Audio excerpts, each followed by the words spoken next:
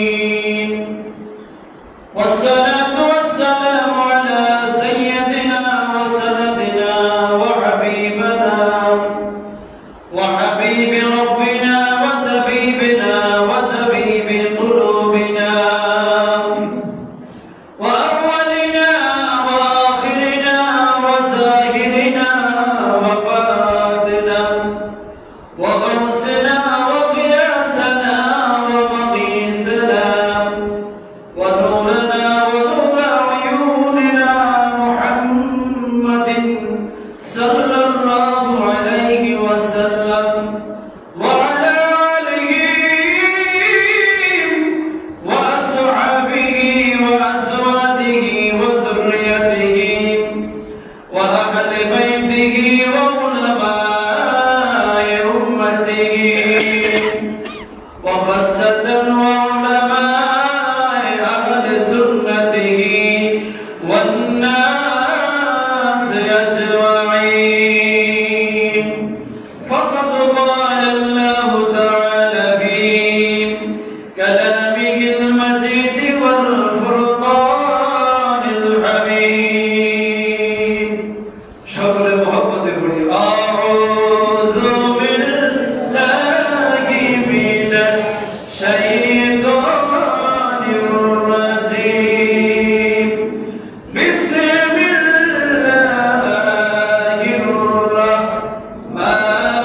الرحمن الرحيم يا أيها الذين آمنوا كتب عليكم الصيام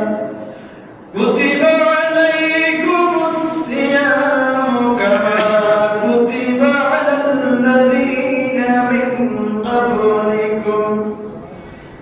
على الذين من قبلكم لعلكم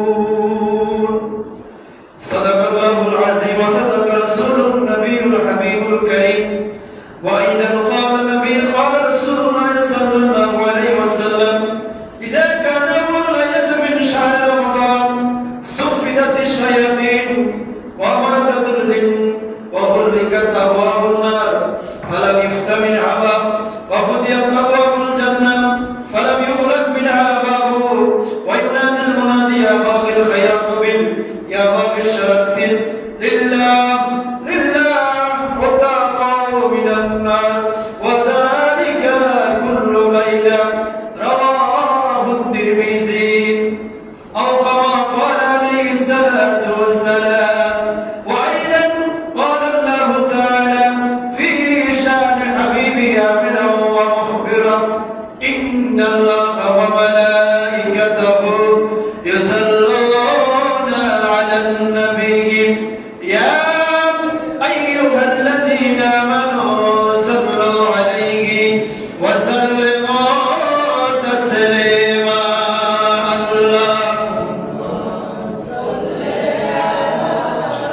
سيدنا مولانا محمد ولا يلين مولانا شكر محمد يا اللهم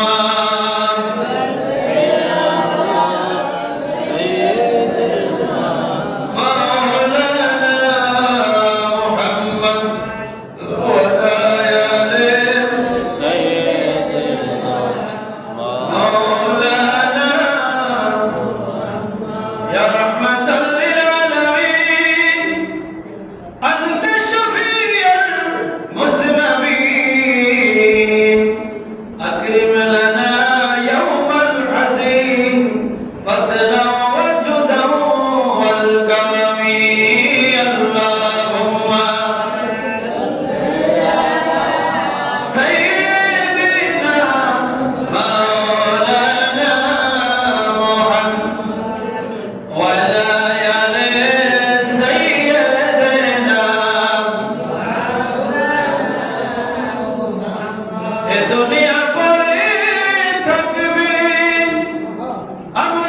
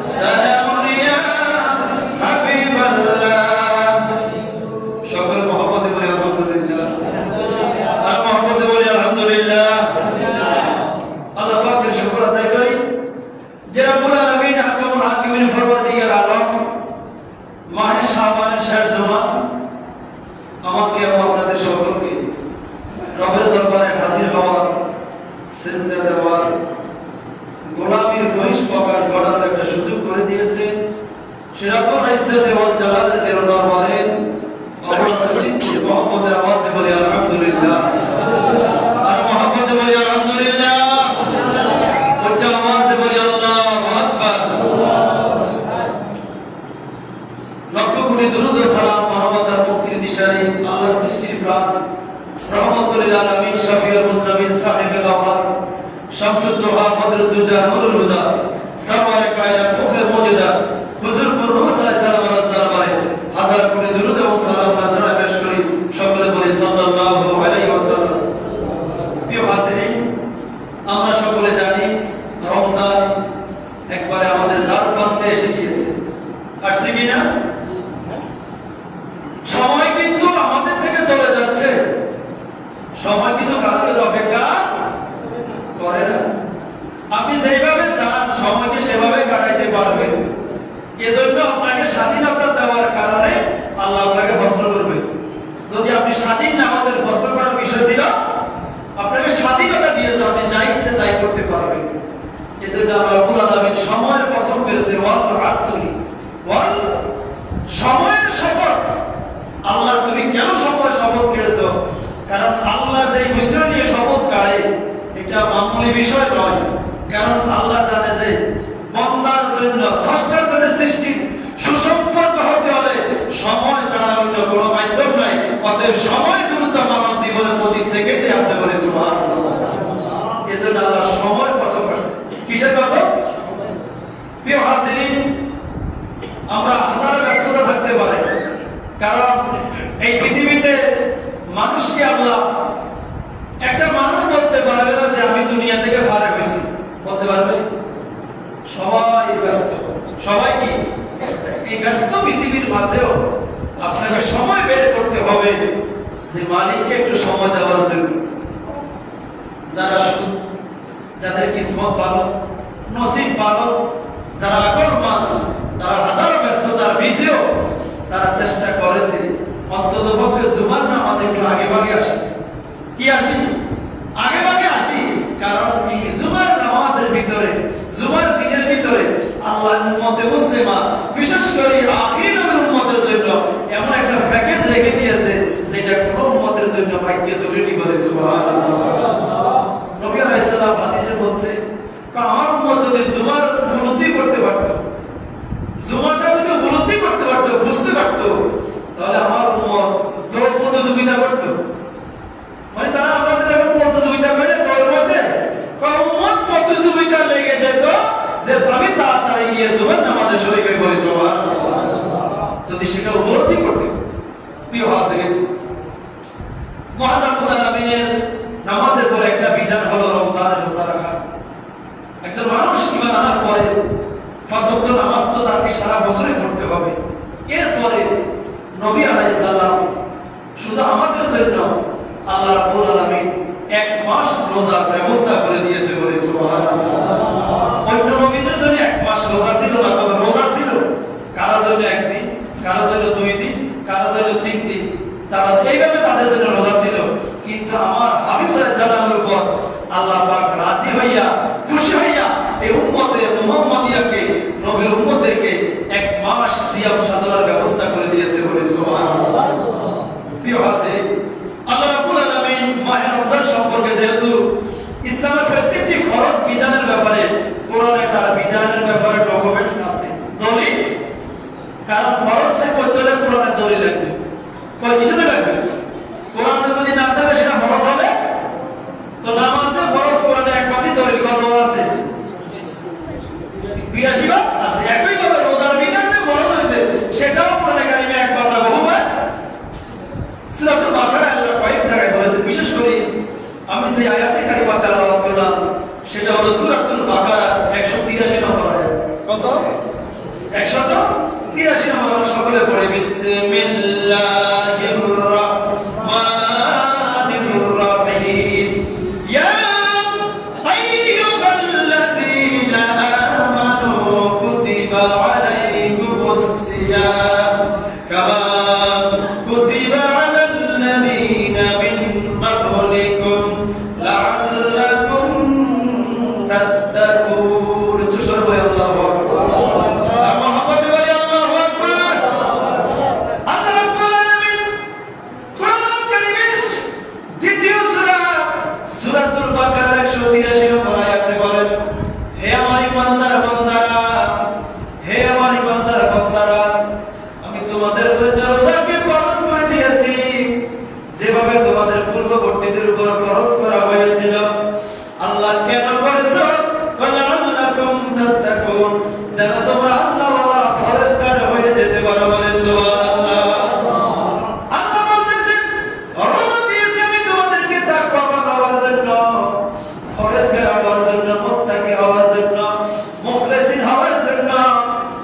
থেকে মুক্ত হয়ে একটা সুন্দর জীবন গঠন করার জন্য আমি রব্বুল আলামিন এক মাসে একটা প্রশিক্ষণের ব্যবস্থা রেখেছি বলে সুবহানাল্লাহ। আল্লাহ রব্বুল আলামিন ইমানদারের জন্য রোজার ব্যবস্থা করেছেন। এখানে ইয়া আইয়ুহাল্লাযীনা আমানু কুতিবা শব্দের তাফসীর হলো কুতিবা বা মানা ফুরিদা। কুতিবা মানে হলো লিখিত হলো, অর্থাৎ ফরজ করা হলো। আলাইকুমুস সিয়াম, তোমাদের উপর সিয়াম শব্দের অর্থ হলো রোজা। বাংলায় বলি আমরা রোজা, কিন্তু এটা রোজাটা বাংলা শব্দ নয়, এটা হলো ফারসি শব্দ। কি শব্দ? ফারসি শব্দ। যদি আমাদের কাছে বাংলার মতোই মনে হয়, রোজা আরবিতে বলা হয় সিয়াম। কি বলা হয়? সিয়াম বলা হয়। কোরআন কারীমে রব্ব ব্যবহার করেছে সিয়াম, কামা কুতিবা আলাল্লাযিনা মিন ক্বাবলিকুম। আল্লাহ বলে তোমাদের পূর্ববর্তীদের উপর সিয়াম ছিল, রোজার ব্যবস্থা ছিল। আমি এই রোজা দিলাম যেন তোমরা সবাই আল্লাহ ওয়ালা হয়ে যেতে পারো বলে সুবহানাল্লাহ। কি হয়ে যেতে পারো? নবী আলাইহিস সালাম হাদিসে পাকে বলেন, ইজা কানা ওয়ালাইয়াতুল মিন শাহরি রমাদান, যখন রমজানের প্রথম রাত আগমন করে, রমজানের প্রথম রাত যখন আগমন করে, সুফিদাতিশ শায়াতান ওয়া মারদুদুল জিন, আল্লাহ শয়তান জিনকে আল্লাহ বেশ করে দিয়ে, অর্থাৎ আল্লাহ শিকলের মধ্যে আবদ্ধ করে রাখে বলে সুবহানাল্লাহ। এবং এই ওয়াকুল্লিকাতিল আবওয়াবিন নার, জাহান্নামের দরজা বন্ধ করে দেওয়া হয়। সুবহানাল্লাহ বলেন। ওয়াফুতিয়াতিল আবওয়াবুর রহমান, আল্লাহ বলে রহমতের দরজাগুলো খুলে দিন, জান্নাতের দরজাগুলো খুলে দিন। গোটা রমজান আল্লাহ, রমজানের শুরু থেকে শেষ পর্যন্ত আল্লাহ জান্নাতকে সাজাতে থাকে বলে সুবহানাল্লাহ। জান্নাতে কি হয়? সাজাতে থাকে। নবী আলাইহিস সালাম বলে, ও মুহাম্মদের শুনো, মান আফতারা ইয়াওমান মিন রমজান আও গায়রু সাদিন ওয়ালা মারাদিন, আমার উম্মত যদি কোন ব্যক্তি রমজানের একদিনের রোজা যদি কেউ বিনা ওজরে নষ্ট করে, কি ওজরে? বিনা ওজরে কেউ যদি একটা রোজা ভঙ্গ করে, আমার নবীজি বলেন, লাম ইয়াদিয়ানা ওয়াসাওয়াতার কুল্লাহু ওয়া ইনসামাউ, বিনা ওজরে যদি কেউ আল্লাহর একটা ফরজকে ভঙ্গ করে, কিয়ামত পর্যন্ত যদি ওই বান্দার রোজা রাখে, আমার নবী বলে ওই একটা রোজার ক্ষতিপূরণ হবে না বলে। আল্লাহু আকবার। একটা রোজা যদি কেউ ইচ্ছাকৃতভাবে বিনা ওজরে, বিনা ওজর, বিনা কি ওজর, কি ওজরটা কি? একজন মানুষ অসুস্থ, কি এমন অসুস্থ যার পক্ষে রোজা রাখা কি নয়, সম্ভব নয়।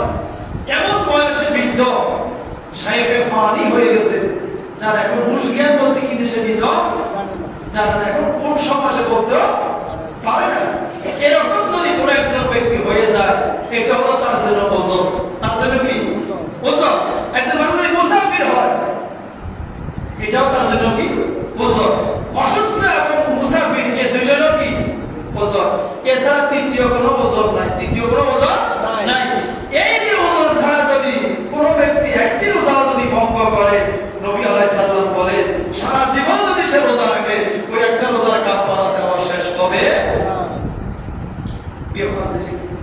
আমার নবী আলাইহিস সালাম বলেন, ওয়া সালমান ফারসি রাদিয়াল্লাহু তাআলা আনহু قال خطبنا رسول الله صلى الله عليه وسلم في آخر يوم شعبان, নবী যখন শাবান মাসের শেষ মাস, তো আমার নবী সাহাবায়ে কেরামদেরকে খুতবা দিয়ে বলতো, ইয়া আইয়ুহান নাস কাদ আযাল্লাকুম শাহরুন আসীম, হে আমার সাহাবীরা, তোমাদের মাঝে আসতেছে শাহরুন আসীম, শাহরুন বারাকাতুন, শাহরুন মুবারাকুন। ও আমার সাহাবীরা, নবীজি শাবানের শেষে, অর্থাৎ আমরা শাবান শেষ না, এরকম শাবানের শেষে আমার নবীজি বলতো, ও আমার সাহাবীরা শুনো, তোমাদের মাঝে আসতেছে একটা অতি, একটা অনেক বরকতপূর্ণ একটা মাস, অনেক একটা কল্যাণপূর্ণ একটা, অনেক মর্যাদাপূর্ণ মাস আসতেছে বলে সুবহানাল্লাহ। এরপরে বলে, ফিহি লাইলাতুন খায়রুম মিন আলফি শাহর, যেই মাসের মধ্যে এমন একটা রাত্র আছে, যে রাত্রটা হাজার রাত্রের সমান বলে সুবহানাল্লাহ। নবীজি বলে, জাআলাল্লাহু সিয়ামান ফারিদাতান ওয়া কিয়ামান লাইলাতান তাতাওয়া, নবীজি বলে ওই মাসে তোমাদের জন্য রোজা রাখা ফরজ, রাতের বেলা কিয়াম করা তোমাদের জন্য বিধান করা হয়েছে, রোজাটাকে ফরজ করা হয়েছে, নামাজটাকে তোমাদের জন্য বিধান করা হয়েছে বলে সুবহানাল্লাহ। এরপর নবীজি বলেন, মান তাকাতাবা বিহি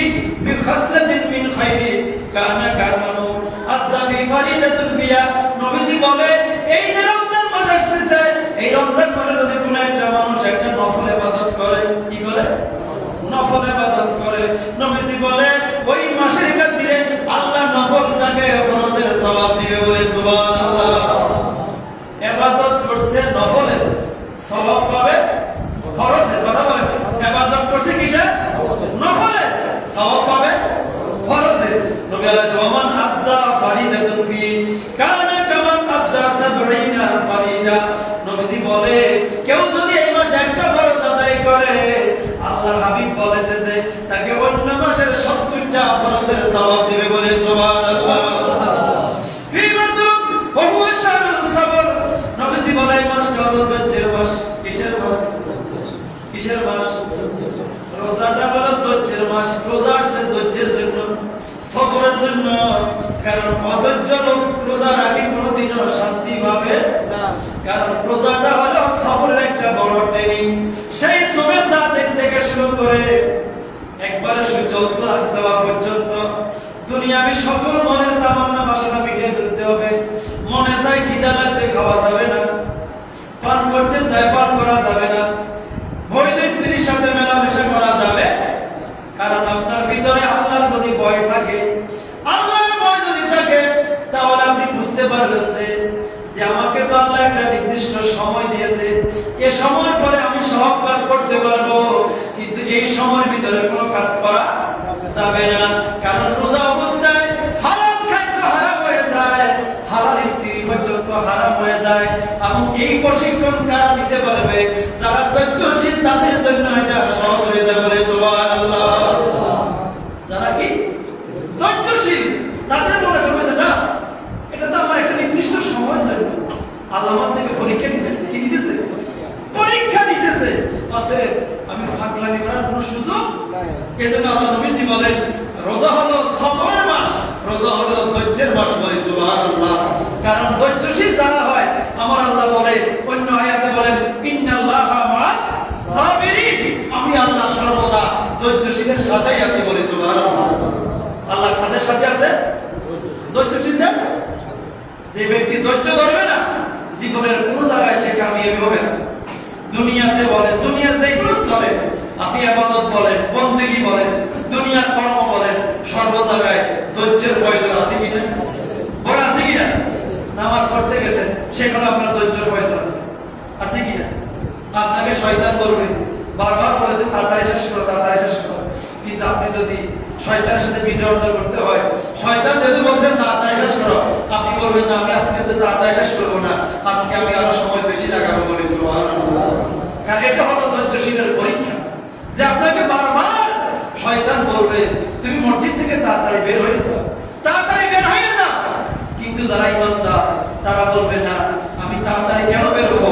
এটা তো আমার আযাবের জায়গা নয়, এটা কষ্টের জায়গা নয়, এটা তো প্রশান্তির জায়গা, এটা তো রহমতের জায়গা, এটা তো বরকতের জায়গা। এখানে এক মিনিট বেশি থাকতে পারলে তো লাভ করে সুবহানাল্লাহ।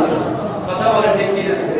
মসজিদে আপনি যদি এক মিনিট বেশি দিতে পারেন, এক ঘন্টা বেশি দিতে পারেন, আধা ঘন্টা বেশি দিতে পারেন, আপনার জন্য লাভ নাকি লস? বলে লাভ নাকি লস? কিন্তু মসজিদ থেকে ফাঁকি হবে মাত্র, বের হওয়ার সাথে সাথে শুরু হয়ে গেল দুনিয়ার পয়সা কথা, দুনিয়ার অনর্থক কথা, দুনিয়ার গল্প গুজব শুরু হয় কি?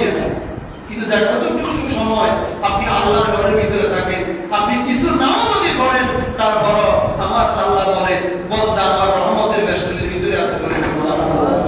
কিছুর ভিতরে আছে, রহমতের বেষ্টনীর ভিতরে আছে। প্রিয় ভাই, আমরা এই রমজান মাস পেয়ে আমাদের হায়াত থেকে জীবনটা এমন অবস্থা, নবী আলাইহিস সালাম বলেন কিয়ামতের আগে মানুষের কাছে বছরটা হয়ে যাবে মাসের মতো। বছর কি এর মতো হবে? সেটা হচ্ছে কিনা মাস হয়ে যাবে সপ্তাহের মতো, সপ্তাহ হয়ে যাবে দিনের মতো, দিন হয়ে যাবে ঘন্টার মতো, ঘন্টা হয়ে যাবে সেকেন্ডের মতো। সবগুলোর মতো কিরকম দিচ্ছে কিনা? যে হায়াত যে আমাদের থেকে চলে যাচ্ছে, সেটা আপনি এটা হইতেছে না, আমি এটা কিন্তু সময় চলে যাচ্ছে। মনে হয় কি হবে, বছর কিভাবে এত চল হয়ে গেছে, বছর কিভাবে এত কম হয়ে গেল। আসলে বছর ঠিকভাবে আছে, কিন্তু কিয়ামতের আগে এটাই হবে। মানুষের থেকে আল্লাহ সময়ের মধ্যে ট্যাক্স লাগাই দিয়েছে। কিসের মধ্যে? সময়ের মধ্যে রিজিকের মধ্যে ট্যাক্স, রিজিকের মধ্যে ট্যাক্স মানে হলো বরকত শূন্য হয়ে যাওয়া। হাজার কিছু মানুষ খাইতেছে কিন্তু বরকত নাই, মানুষের মধ্যে কোনো তৃপ্তি নাই। কিন্তু আগে যে সাহাবায়ে কেরাম একটা খেজুর খেয়ে এক গ্লাস পানি খেয়ে তারা যেভাবে মালিকের উপর রাজি ছিল, আল্লাহর উপর খুশি ছিল, আমরা তো একটা না 10 কেজি খেলে এত খুশি নেই। কথা বলে ঠিক কিনা? আমাদের নারাজি ভাবটা কি বেশি? কিন্তু আল্লাহর হাবিবের সাহাবায়ে কেরাম যখন যেটা পেয়েছে তারা বলতো যে রিজিক তো মানুষের কাছে নয়, রিজিক কার কাছে? বলেন কার কাছে? বলেন রিজিক কার কাছে? রিজিক হলো আল্লাহর কাছে। অতএব আমাকে রিজিক নিয়ে চিন্তা করার বিষয় নয়, আমার বরাদ্দ যেটা সেটা অবশ্যই আমার কাছে এসে যাবে বলে সুবহানাল্লাহ। প্রিয় হাজির, রমজান মাসে ইবাদতে যেরকম সওয়াব, যেভাবে একইভাবে আপনি রমজান মাসে খরচের ভিতরে আল্লাহ সওয়াবে বাড়ায় দিয়েছে বলে সুবহানাল্লাহ। বলতেছে তুমি যে তোমার পরিবারের জন্য খরচ করতেছ, এটাও খরচ নয়, এটাও তোমার জন্য, প্রতিটা খরচ তোমার জন্য সদকা বলে সুবহানাল্লাহ। কারণ তোমার বাজার সদাই দিয়ে, তোমার মার্কেটিং দিয়ে, তোমার কেনাকাটা দিয়ে তোমার ছেলে রোজা রাখবে, তোমার মেয়ে রোজা রাখবে, তোমার স্ত্রী রোজা রাখবে। অতএব রমজানে যেটা খরচ করছো এটাও তোমার জন্য ইবাদত বলে সুবহানাল্লাহ। কথা বল ঠিক কিনা? অতএব রমজান মাসে আপনি যেটা খরচ করবেন, যেভাবে একটা নফল খরচের সমান, একইভাবে রমজান ছাড়া অন্য মাসে 1 টাকা দান করলে 10 গুণ, 1 এ 10, রমজানে 1 এ 10 নয়, রমজানে হলে 1 এ 70 দিয়ে শুরু করে সুবহানাল্লাহ। শেষ কোথায় আল্লাহ ভালো জানে, কিন্তু 70 দিয়ে কি হয়? শুরু হয়। অতএব রমজান মাস আমাদের হৃদয়টাকে প্রশস্ত করতে হবে, হৃদয়টাকে প্রশস্ত করতে হবে।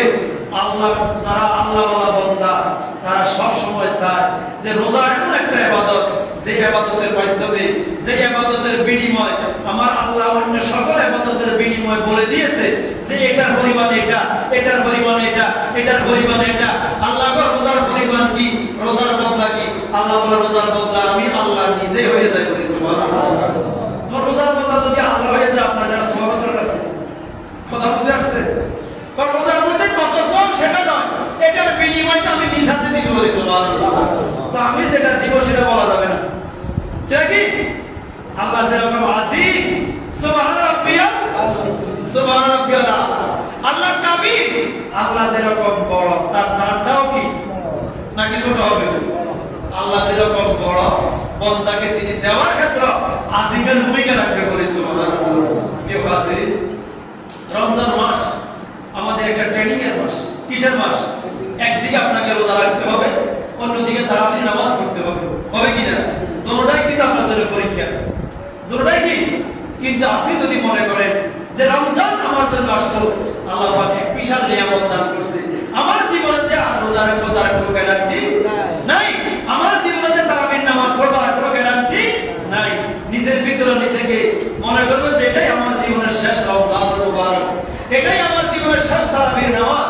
অতএব জীবনে শাস্ত্র আসি পাই কিনা বলা যায় না। রমজান মাস হলো ইবাদতের বসন্তের মাস, রমজান মাস হলো ইবাদতের পরিপূরণের মাস। অর্থাৎ রমজান মাস দিয়েছে মালিককে রাজি করার জন্য, মালিকের নিকটবর্তী হওয়ার জন্য। অতএব রোজা রাখতে হবে, তারাবির নামাজ আদায় করতে হবে বলে সুবহানাল্লাহ।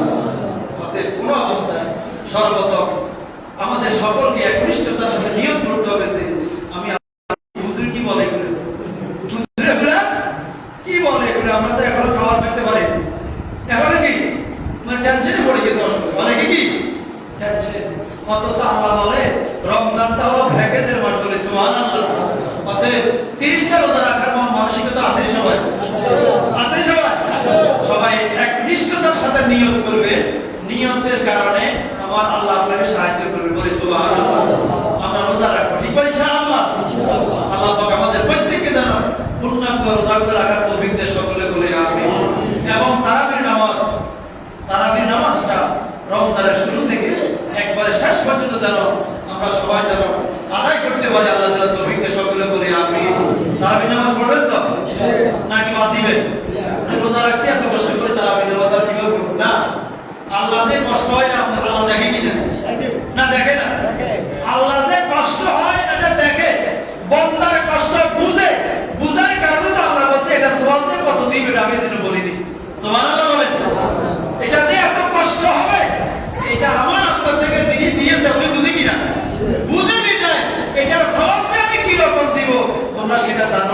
এই জন্য আমি এটা কখন রাখছি বলি সুবহানাল্লাহ।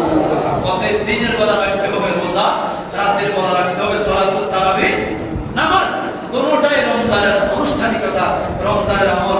আল্লাহ পাক আদায় করার তৌফিক দেন সকলে বলে আমিন। প্রিয় ভাইদের, এবং রোজার অর্থ শুধুমাত্র উপবাস থাকা নয়, রোজার আরো অনেকগুলা সব শব্দের অর্থ হলো বিরত থাকা। কি থাকা? বিরত থাকা।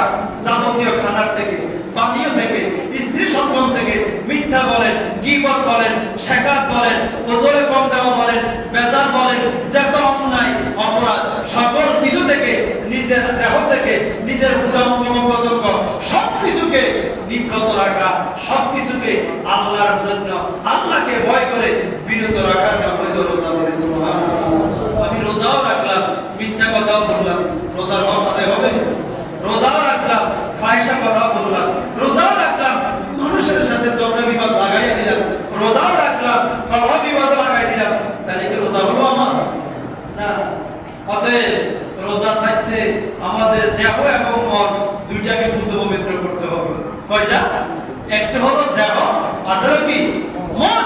এই দুইটাকে পরিশুদ্ধ করতে হবে রোজার মাধ্যমে। জানিয়ে দিতে হবে যে রোজাটা কেন দিল, বন্দাকে যেন রোজার আর করতে হলো জানিয়ে দেওয়া, অর্থাৎ গুনাহগুলোকে জানিয়ে দিবে। বন্দা যখন আল্লাহকে ভয় করে দুনিয়ার সকল অন্যায় অপরাধ থেকে নিজেকে বিরত রাখবে, আল্লাহ বলে আমি তোমার গুনাহগুলো এই রোজার মাধ্যমে জানিয়ে দিব বলে। সুবহানাল্লাহ। কি করবে? জানিয়ে দিবে। অতএব রোজা অবস্থায় কোন অবস্থায় যে অন্যায়ের সাথে জড়ানো যাবে না। কেউ যদি আপনার সাথে ঝগড়া করতে চায়, কেউ যদি আপনার সাথে মারামারি করতে চায়, তখন আপনি কি বলবেন? নবীজি বলছে তুমি বলবা আনা সাইম। কি বলবা? নবীজি বলছে আনা সাইম। এটা তো নবীজি বলছে কোন ভাষায়? আরবি ভাষায়। আপনি যদি আনা সাইম যদি বলতে না পারেন, আপনি বলবেন ভাই আমি একজন রোজাদার। আমি একজন কি? রোজাদার। আমি একজন রোজাদার মানে আমি তোমার সাথে ঝগড়া করতে রাজি না। তুমি যদিও বলতে চাও আমার পক্ষে সম্ভব নয়, কারণ আমার নবীজি বলছে তোমার সাথে যদি রোজা অবস্থায় কেউ ঝগড়া করতে আসে, কেউ মারামারি করতে আসে, তুমি তাকে জানিয়ে দাও আনা সাইম, ভাই আমি রোজাদার, আমি সামনে আগাইতে রাজি নাই, আমি মসজিদে যাই নামাজ পড়বো বলে। সুবহানাল্লাহ। অতএব এই রোজা অবস্থায় এমন কাজ করা যাবে না। এমন আশা করব এলাকা অনেক ভাইদের দোকানপাট আছে না? আছে কিনা?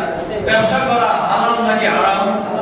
বলেন সবাই, ব্যবসা করা হালাল নাকি হারাম? কিন্তু যেই ব্যক্তি রোজা অবস্থায় ব্যবসা করবে, ওই ব্যবসা তার জন্য কোন রোজাদারকে যদি সেই তার ব্যবসার কারণে তার দোকানের পণ্য কিনে যদি কোন রোজাদার রোজা ভঙ্গ করে, তখন ওই ব্যবসাটা হালাল থাকবে না, এটা হয়ে যাবে কি হারাম। বলেন কি হয়ে যাবে? হারাম। অতএব যারা এই ব্যবসার সাথে জড়িত, আপনি রোজা অবস্থায় কোনো কাউকে আপনার ব্যবসার কারণে আপনি ব্যবসায়িকভাবে কাউকে এটা সুযোগ দিবেন না। আপনি আমার রোজা অবস্থায় সর্বোচ্চ চেষ্টা করবেন যে আপনার খাদ্যদ্রব্য কোনোভাবে যেন বিক্রি না হয়। শুধুমাত্র বিক্রি করা যাবে যদি কোনো বিধর্মী হয়, হিন্দু হয়। কার কাছে? হিন্দু হয়। অনেক দেখা যায় মুসলমান হয়, হিন্দু হোটেলে ঢুকি যায়, ঢুকে কিনা হোটেলের মধ্যে লেখা আছে হিন্দু হোটেল। কি হোটেল? ওই দেখা যায় খাই বাইরে দাঁড়িয়েও আছে, টুপিও আছে, আছে কিনা? তাতে কি হিন্দু নেই? বলে নাউজুবিল্লাহ। এরকম আছে কিনা? অতএব না, অনেকে নিজের ধর্মান্তরিত হবেন না। আপনি মনে করবেন যে আমি আল্লাহর বান্দা, নবীর উম্মত, আমার পক্ষে রোজা অবস্থায় ব্যবসা করা হালাল। যদি রোজা অবস্থায় এই পণ্য বিক্রি করে, এটা তখন হয়ে যাবে কি হারাম। এটা কি হয়ে যাবে? হারাম। অতএব হারামের দিকে যদি কোনো অবস্থায় হাত বাড়াবেন না। আমি এলাকার ভাইদেরকে বলবো বিনয়ের সাথে আপনারা কোনো অবস্থায় চায়ের দোকানগুলো রোজা অবস্থায় করবেন না। কি অবস্থা? বাকি 11 মাস আপনি রাত দিন বিক্রি করেন, কোনো আপত্তি নাই, কিন্তু রোজা অবস্থায় আপনার চায়ের দোকান কি রাখবেন? বন্ধ রাখবেন। এটা আপনার প্রতি আমার আরজ।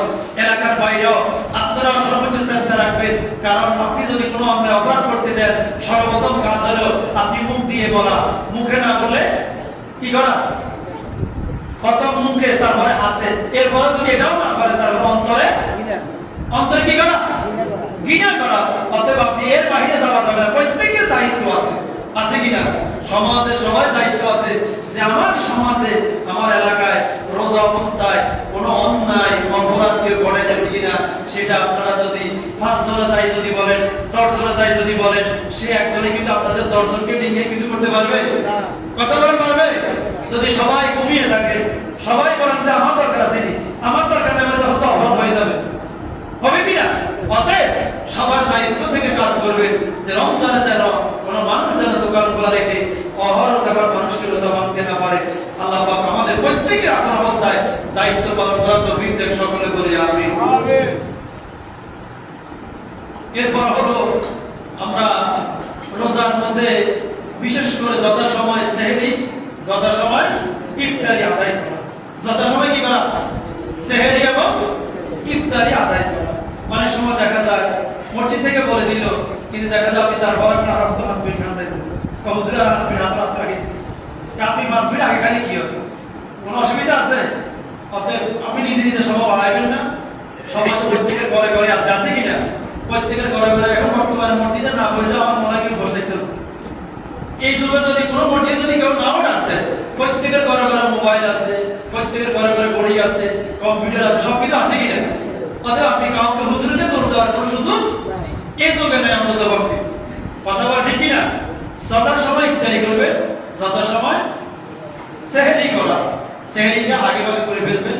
এবং ইফতারির ক্ষেত্রে দেখা যায় বিভিন্ন জায়গায় বিভিন্ন মসজিদে যোগ্য লোক না থাকার কারণে, কি লোক থাকার মানে যোগ্য লোক মানে কি যারা সময় ছিঁড়ে এরকম লোক না থাকার কারণে কোনো কোনো মসজিদে 5 মিনিট আগে আজান দিয়ে দিয়েছে। দেখবেন এলাকা অনেক মসজিদ আছে যেখানে পারফেক্ট লোক নাই, পারফেক্ট। এখন ওই লোকের আজান শুনে আপনি ইফতার করে ফেলবেন? আপনাকে কি আল্লাহ জ্ঞান দিছে কিনা? আপনিও চিন্তা করবেন যে হয়তো এরকম সমস্যা হয়েছে, অথবা লোকটা বয়স্ক, তার সাথে সময় মূল্য নাই। অতএব আপনি মনে করবেন যে সময় থেকে খেয়াল করে সবাই ইফতার করবেন। ইফতারটা যত সময় করবেন, সেহরিটা টাইম মতো করবেন। এবং আপনি রমজান অবস্থায় চেষ্টা করবেন যে জামাত যেন কোনো ওয়াক্ত নামাজের জামাত যেন মিস না হয়। কি না হয়? জামাত যেখানে থাকে জামাতের সাথে নামাজ আদায় করবেন। কারণ জামাতের সাথে যখন নামাজ আদায় করবেন আল্লাহ পাক রোজার কারণে তখন আপনাকে সওয়াবটা আর কয়েক গুণ 70 থেকে 700 থেকে 7000 পর্যন্ত বাড়ায় দিবে বলে সুবহানাল্লাহ। এবং রমজান মাসে বেশি বেশি আপনার প্রতিবেশী যারা গরিব আছে, আপনার অনেক নিজস্ব গরিব আছে না, আছে কিনা? গরিব দুঃখী তাদের প্রতি খেয়াল রাখবেন।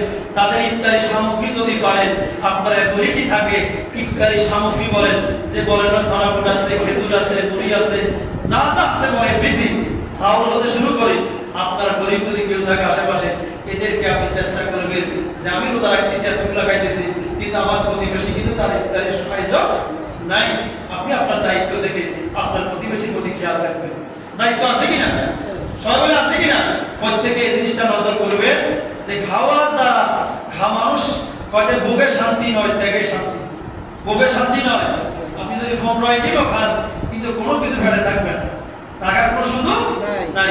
যে ব্যক্তি একটা খেজুর পেয়েছে অবস্থা, আপনার ফোন রাইটি বলে একই অবস্থা। অতএব না খাইয়ে শান্তি না হয়ে মানুষকে দেওয়ার চিন্তা করেন, বেশি বেশি দান সদকা করবেন। মুরব্বীদের নাই, অনেক মুরব্বীদের নিয়তে মুরব্বীদের জন্য আপনি দান সদকা করবেন। আল্লাহ পাক যারা সকলকে এই আমলগুলো করার বেশি বেশি নেক আমল, কোরআন তেলাওয়াত রোজার মধ্যে মাস্ট বি প্রয়োজন। মা বলেন, বোন বলেন, আমার প্রত্যেক থেকে বলবো সবাই কোরআন তেলাওয়াত বেশি বেশি করবেন। রমজানের একটা বড় দাবি হলো কোরআন তেলাওয়াত করার কথা বলেন সুবহানাল্লাহ। কারণ শাহরুল রমাদানাল্লাযী উনজিলা ফীল কুরআন, রোজা হচ্ছে যে রমজানের একটা বড় দাবি যেন প্রত্যেকটা ঘরে ঘরে কোরআনের আওয়াজ এসে যাবে সুবহানাল্লাহ। নিজে কোরআন পড়বেন, ছেলেকে পড়তে বলবেন, মেয়েকে পড়তে বলবেন, স্ত্রীকে পড়তে বলবেন। সবাই একটা সময় রমজানে পাইতে পারে। রমজানে সবাই যদি ইচ্ছা করে সবাই কোরআন শরীফ শিখা সম্ভব কিনা? সম্ভব কিনা? যারা পারেন না মসজিদে 2-3 হুজুর থাকবে, এদের থেকে শিখার সুযোগ আছে। আপনার জীবন থেকে সময় চলে যাচ্ছে, এখানে হাফেজ সাহেব আছে। আপনি যদি বলেন যে হুজুর আমি তো আগে বসে এখন ইয়াদ নাই, একটু আমাকে একটু 10টা মিনিট সময় দেন, 20টা মিনিট সময় দেন, দিবে কিনা? কথা বলেন দিবে কিনা? সুযোগ চলে যাচ্ছে। সবাই নিজে শিখেন। শিখার কারণে আপনার ছোট হবেন না, বরঞ্চ আপনি যদি কোরআনের একজন ছাত্র হয়ে যান, দুনিয়া তো আপনার সম্মান, কবর আপনার সম্মান বেড়ে যাবে। কথা বলেন শিখার পারবে কিনা? দুনিয়া তো সম্মান পাবে, আখিরাত তো সম্মান পাবে। আল্লাহ আমাদের সকলকে কোরআনে কারীম সঠিকভাবে প্রত্যেককে শিক্ষা গ্রহণ করার তৌফিক দান সকলে বলে আমিন। সবাই রমজান মাস আসছে, কোরআন তেলাওয়াত করবেন, নিজের পরিবার সবাইকে কোরআন শিক্ষা দিবেন। কোরআন শিক্ষা হলো বাধ্যতামূলক, এটা মুসলিম উম্মার জন্য, এর দিকে বড় কিছু নাই। এবং তারাবির নামাজের টাইমটা কি বলা দরকার আছে? আমাদের হয়তো বা কালকে অথবা পরশু, কালকে দেবো কি তারাবির নামাজ, আপনারা আগামীকাল অনেকটা শির হয়ে যাবে বহির্বিশ্বের কি অবস্থা নাকি। আমাদের রোববারে রোজা অথবা সন্ধ্যা, সোমবারে কনফার্ম, রোববারটা কি সন্ধ্যা, কারণ 29 যদি হয় তাহলে রোববারে রোজা হবে প্রথম রোজা, আর যদি 30 দিনে হয় তাহলে প্রথম রোজা হবে কি মানে সোমবারে। যেটাই হোক আমরা এখন বর্তমানে তারা এসে নামাজ কয়টা হয়? পৌনে 8টা। পৌনে আপনাকে রমজানে কি রকম করলে ভালো হয় বলেন, সবাই বলেন। আপনার ঠিক আছে?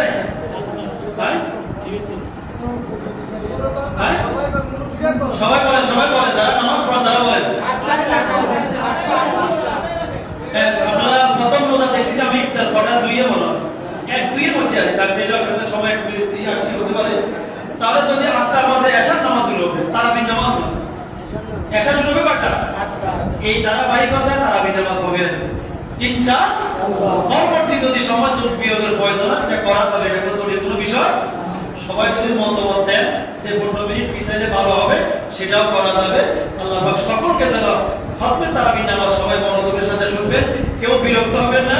8 টাকা 9 টাকা 10 টাকা 20 টাকা 18 টাকা ধরে দৌড় মারবেন না। নামাজটা আপনার খতম তারাবির মাধ্যমে খতম আদায় হবে কিনা?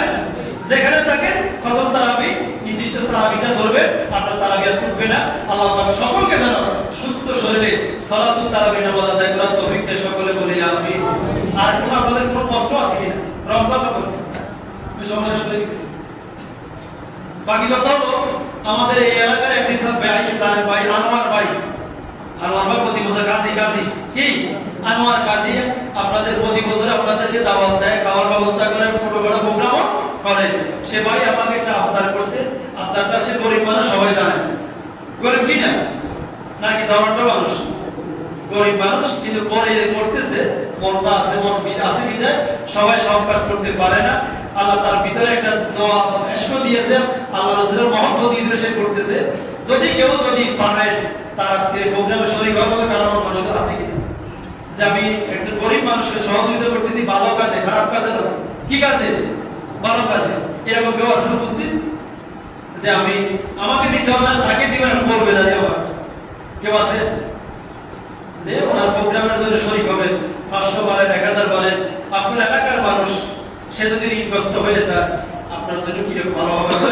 একটা লোককে ভালো কাজে সহযোগিতা করা সবার নৈতিক দায়িত্ব, খারাপ কাজে নয়, ভালো কাজে। কারণ সেরকম মন মানসিকতা আছে যে এই লোকটারে আমি সহযোগিতা করবো,